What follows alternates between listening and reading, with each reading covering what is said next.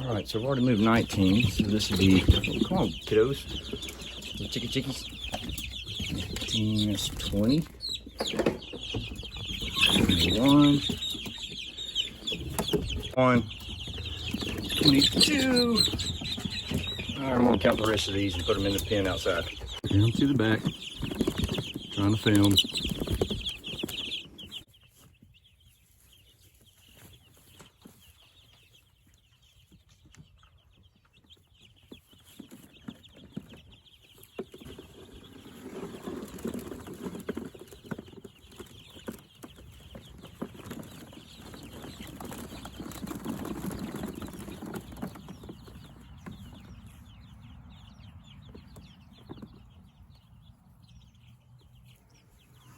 Come on, chickies.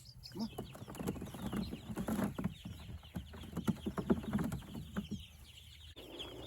All right. So if I counted correctly, there's actually 54 birds in here. We had one die. So they're going to be much happier in here, a lot more space. Got plenty of roosting area, and that whole backside on this particular chicken tractor is covered. So they'll be able to huddle up, stay warm, and then there's enough room on that one board in the back for all of them to roost up if they want. And I'll probably toss a couple other things out there just to get them off the ground. They already look a little bit happier. Look at them bouncing around. Just flapping those wings, and they got more room. So I've got a little, like I said, I got a little medicated feed, and I hope that will help make them a little bit better, but they look happier now for sure. One thing that I've not seen in all my studies about chicken tractors is what to do in the rain. We actually moved, we had all of them in this one before we went to church this morning, and Helen helped me move it. I'm glad they did, because well, we had a big rain earlier today, and now we had this rain that just came through, and water's literally standing. So I moved them all into this one. We had one drown and that other one. I came out here and moved it in between rainstorms. So right now, they all seem happy. So in order to get them out of the water, you can see the water literally is just standing. You can see the reflection there. You can see, I mean, water's just standing in here. So let's go around the other side.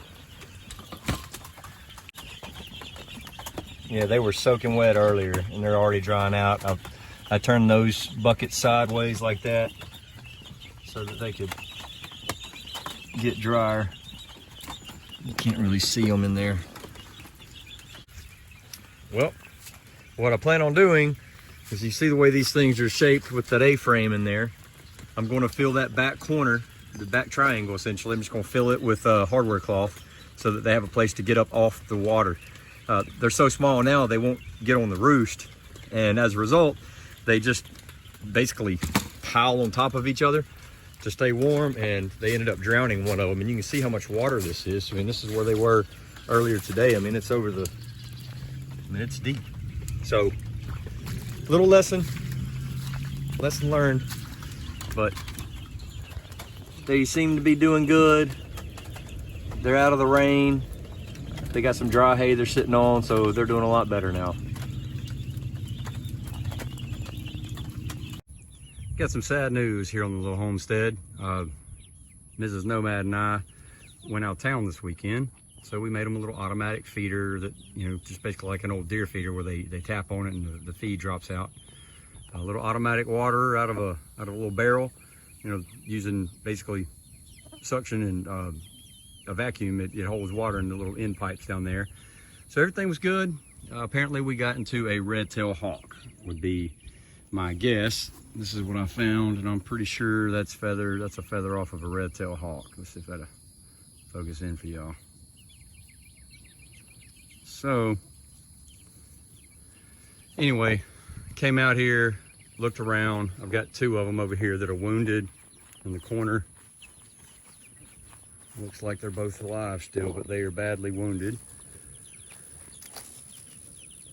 Both of them have had large parts of their body ripped, but they're still alive.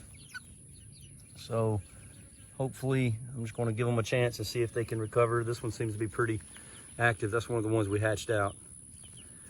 This little girl, though, I don't know how she's doing. And then we get to the real carnage. So by my count, we had 6, I believe, get taken.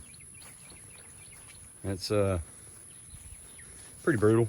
Some of them were completely eaten, all right here.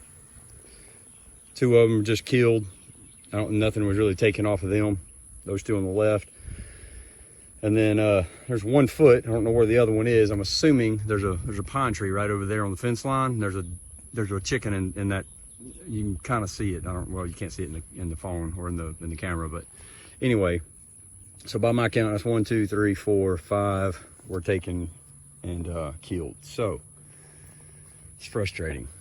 It's you know, I've read stuff and seen plenty of things on YouTube when people talking about predation and all of that, and you know, having to do something with their animals. But you know, I had them in the chicken tractor and haven't really had issues while they were in the chicken tractor. The biggest issue is I had a dog dig under the chicken tractor, and I saw the dog and ran it off. But so that dog killed probably 3 or 4, and then in order for us to go out of town for the weekend, I needed to put them in a big enough space so that they could free range and graze, as well as eat food off their feeder, and you know, just be healthy. I didn't want them sitting in one spot non-stop. But anyway, I guess 2.5 days was too long, so kind of sad. Definitely got to watch the aerial predators for sure. But this is, you know, we used to have several chickens that are, when we lived at another place, and man, a barred owl got into them, and within a month, every chicken we had was gone. I mean, the thing would literally go into the coop and get them out. So anyhow, part of the homestead life that doesn't get talked about a whole lot, but you learn your lessons from it, and you do better, you know. And sometimes it's just frustrating, and this is one of those instances where having a dog or something out here would have definitely helped. So anyway, that's something we're going to look into, seeing if we can train a dog just to stay with them as we start.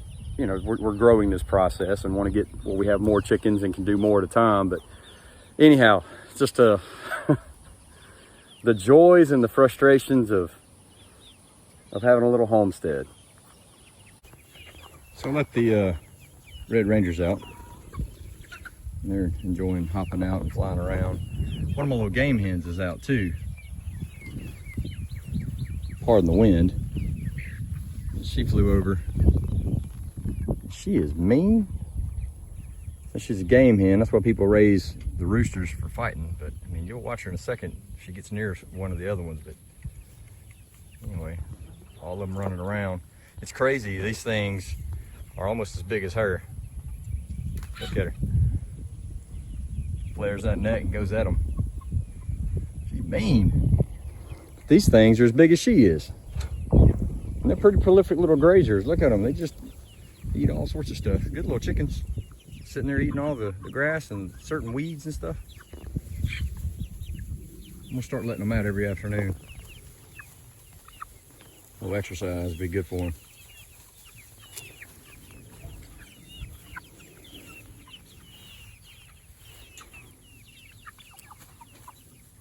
Hey, get back in there. You want to watch something funny? Watch this. As you're coming in, they know all about where the feed is. Woo, cow! That's what I'm talking about. Watch, they'll all start jumping up here in just a second. Get off there. Get off there. Oh my goodness. Watch this. There he goes. Oh goodness. Good grief.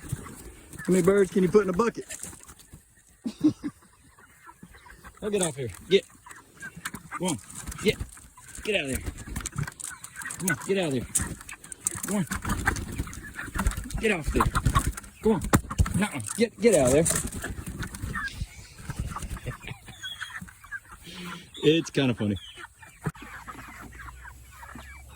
This is a good reason why I have to feed Gus last. So if I put this in here and then just take a little handful of food, much less a whole bunch, they flock to it, and he's like, what in the world? It's quite humorous. I know they're annoying, aren't they? They get right up under you and everything. We'll feed you in just a second. We're gonna feed you in just a second. Oh yeah? Oh yeah?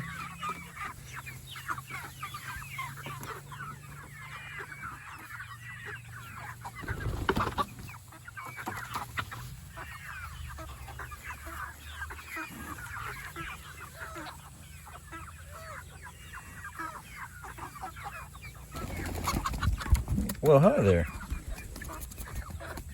You can't be up here. Get down. Whoa, what are you doing?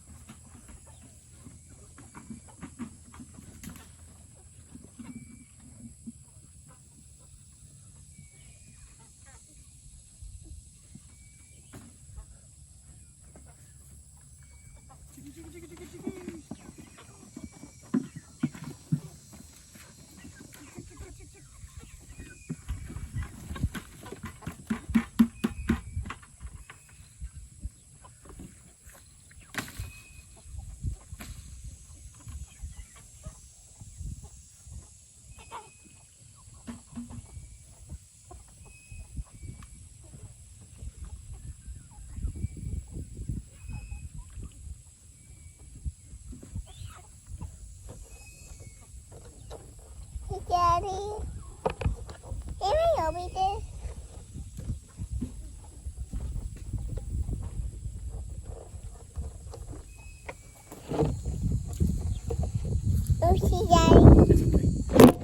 So there they are. We're going to move these things up closer tonight just to put them on fresh grass one more time. We're not feeding them. They haven't been fed and it'll be 24 hours. So the sack ought to be empty. And yeah, y'all tune in if you would.